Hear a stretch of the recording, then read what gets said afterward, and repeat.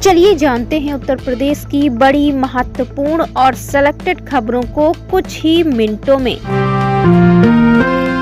UP में कड़ाके की ठंड और घना कोहरा। उत्तर प्रदेश में बीते कई दिनों से तेज शीतलहर, घना कोहरा और कम दृश्यता ने जनजीवन बुरी तरह प्रभावित किया है। सोमवार यानी 28 दिसंबर को भी यही स्थिति जारी रही, जिसके कारण सड़क परिवहन, हवाई जहाज सेवा और सुबह सुबह के स्कूल यात्रा में बाधाएं देखने को मिली हैं। मौसम विभाग ने कई जिलों में ऑरेंज तथा येलो अलर्ट जारी किया, जिसका मतलब है कि सामान्य से कहीं अधिक सावधानी और तैयारी की जरूरत है। वहीं राजधानी लखनऊ, गोरखपुर, मुरादाबाद, मेरठ, कानपुर, अलीगढ़, वाराणसी सहित दर्जनों इलाकों में तापमान में भारी गिरावट के साथ विजिबिलिटी शून्य के करीब पहुंच गई है। कोहरे के कारण सुबह शाम का ट्रैफिक धीमा और जोखिमपूर्ण रहा।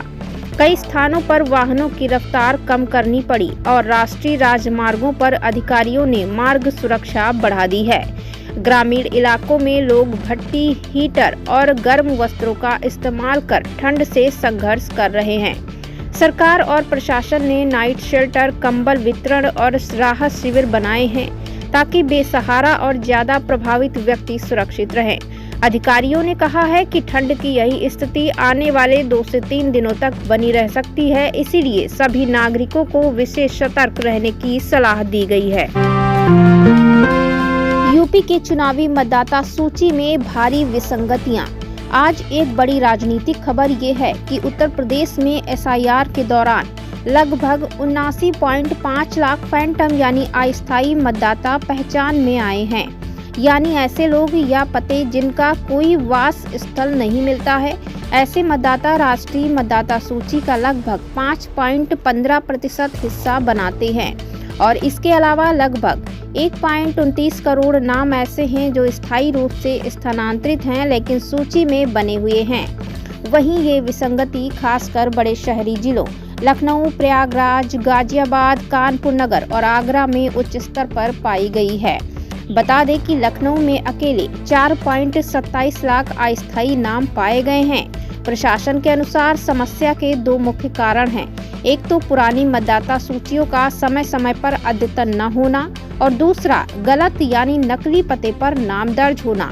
वहीं विशेषज्ञों का कहना है कि ये स्थिति लोकतांत्रिक प्रक्रिया की विश्वसनीयता पर असर डाल सकती है, क्योंकि फैंटम वोटर सूची में गलत मतदान या वोटिंग इन्फ्लुएंसेज का जोखिम बढ़ा सकती है।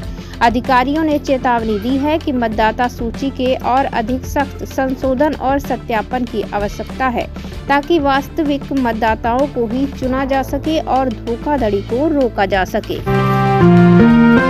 वरिष्ठ पुलिस अधिकारियों की मंथन बैठक। जी हां, बता दें यूपी में परंपरागत पुलिस वीक की जगह मंथन नामक 2 दिवसीय वरिष्ठ पुलिस अधिकारियों की सम्मेलन का आयोजन 27 से 28 दिसंबर को लखनऊ के पुलिस मुख्यालय में हुआ, जिसकी अध्यक्षता मुख्यमंत्री योगी आदित्यनाथ ने की।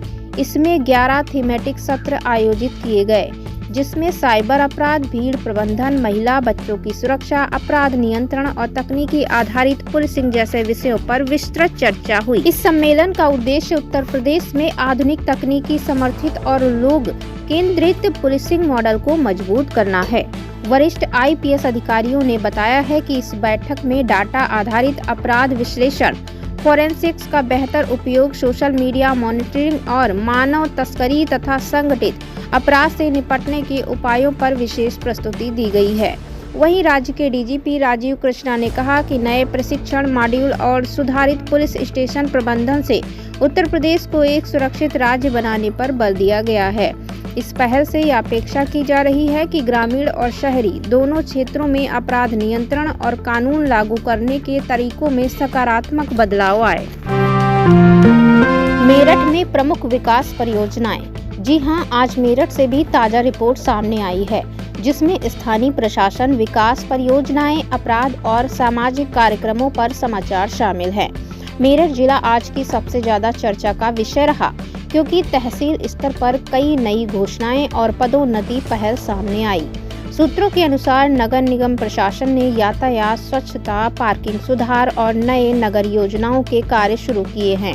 स्थानीय व्यापार संघ, महाविद्यालयों और सामाजिक संस्थाओं ने मिलकर सामाजिक जागरूकता अभियान चलाए हैं, जिसमें सड़क सुरक्षा, महिला सुरक्षा और युवाओं के लिए शिक्षा, स्वास्थ्य सेवाएं, सेवा योजनाएं प्रमुख हैं। सरकार के दिशा निर्देशों के तहत नगर प्रशासन ने कोहरे और ठंड को ध्यान में रखते हुए आपातकालीन सेवाओं की तैयारी भी बढ़ा दी है। स्थानीय चिकित्सालयों तथा स्वास्थ्य विभाग ने भी इन्फ्लुएंजा और सर्दी जुकाम के मरीजों के इलाज पर अतिरिक्त सुविधाएं उपलब्ध कराई है।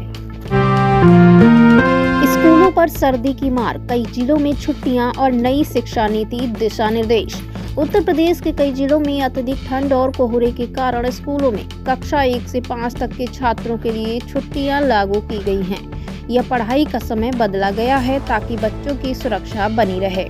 प्रशासन ने निर्देश दिया है कि स्कूल बसों, परिवहन और सुबह की गतिविधियों को विशेष सुरक्षा मानदंडों के साथ चलाया जाए। यही नहीं, राज्य शिक्षा विभाग ने एक नई पहल भी लागू की है। दैनिक समाचार पत्र पठन को स्कूल सुबह की सभा में अनिवार्य करने का आदेश जारी किया है। इसके तहत विद्यार्थियों को 10 मिनट प्रतिदिन समाचार पढ़ने, मुख्य घटनाओं पर चर्चा करने, शब्द ज्ञान बढ़ाने और सामान्य जागरूकता सिखाने का लक्ष्य है। इसका उद्देश्य स्क्रीन समय घटाना और समाचार समझने की क्षमता बढ़ाना बताया गया है।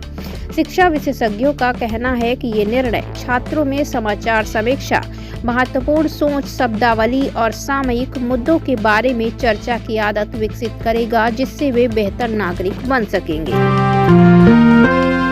उत्तर प्रदेश में नशा विरोधी अभियान तेज। उत्तर प्रदेश सरकार ने वर्ष 2025 के अंत में नशा मुक्त प्रदेश अभियान को और तेज कर दिया है। 28 दिसंबर को सामने आई रिपोर्ट के अनुसार food safety and drug administration यानी FSDA ने बीते 2 महीनों में नशीली दवाओं और अवैध खांसी सिरप के खिलाफ व्यापक कार्रवाई की है। इस अभियान का मुख्य उद्देश्य युवाओं को नशे की गिरफ्त में जाने से रोकना और दवा माफिया पर कड़ी चोट करना है। वहीं जांच में सामने आया है कि कई जिलों में कोडीन फास्फेट युक्त कफ सिरप को मेडिकल जरूरत के बजाय नशे के रूप में इस्तेमाल किया जा रहा था। लखनऊ, बरेली, गोरखपुर, प्रयागराज, कानपुर और गाजियाबाद जैसे जिलों में बड़े पैमाने पर छापेमारी हुई।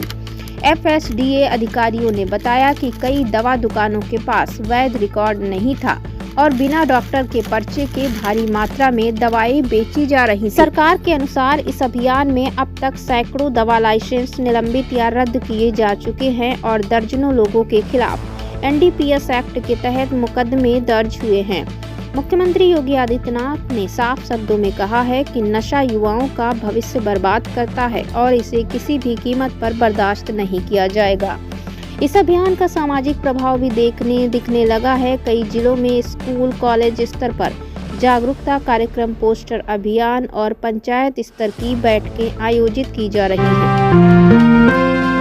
यूपी में अधूरे प्रधानमंत्री आवास योजना यानी ग्रामीण घरों पर सख्ती। 28 दिसंबर 2025 को एक अहम प्रशासनिक खबर सामने आई, जिसमें प्रधानमंत्री आवास योजना ग्रामीण यानी PMAYG के तहत अधूरे पड़े घरों पर CAG ने गंभीर चिंता जताई है।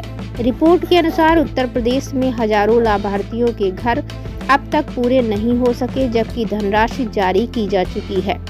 कैग ने राज्य सरकार को सुझाव दिया कि इस परियोजना की नियमित मॉनिटरिंग, फील्ड स्तर पर सत्यापन और जिम्मेदार अधिकारियों की जवाबदेही तय की जाए। कई जिलों में ये पाया गया कि लाभार्थियों को पहली या दूसरी किस्त मिलने के बाद निर्माण कार्य रुक गया, जिससे गरीब परिवार आज भी कच्चे या अधूरे घरों में रहने को मजबूर हैं।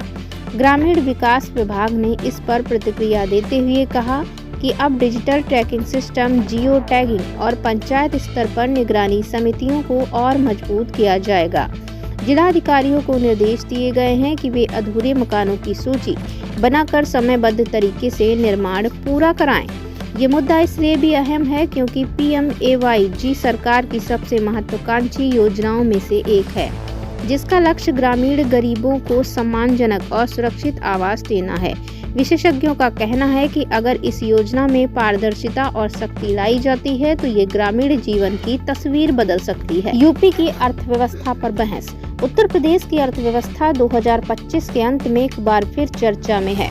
28 दिसंबर को प्रकाशित विश्लेषणों के अनुसार राज्य सरकार लगातार दावा कर रही है कि यूपी अब भारत की सबसे तेजी से बढ़ती अर्थव्यवस्थाओं में शामिल है। निवेश, एक्सप्रेसवे, एयरपोर्ट और औद्योगिक कॉरिडोर इसके उदाहरण भी बताए जा रहे हैं।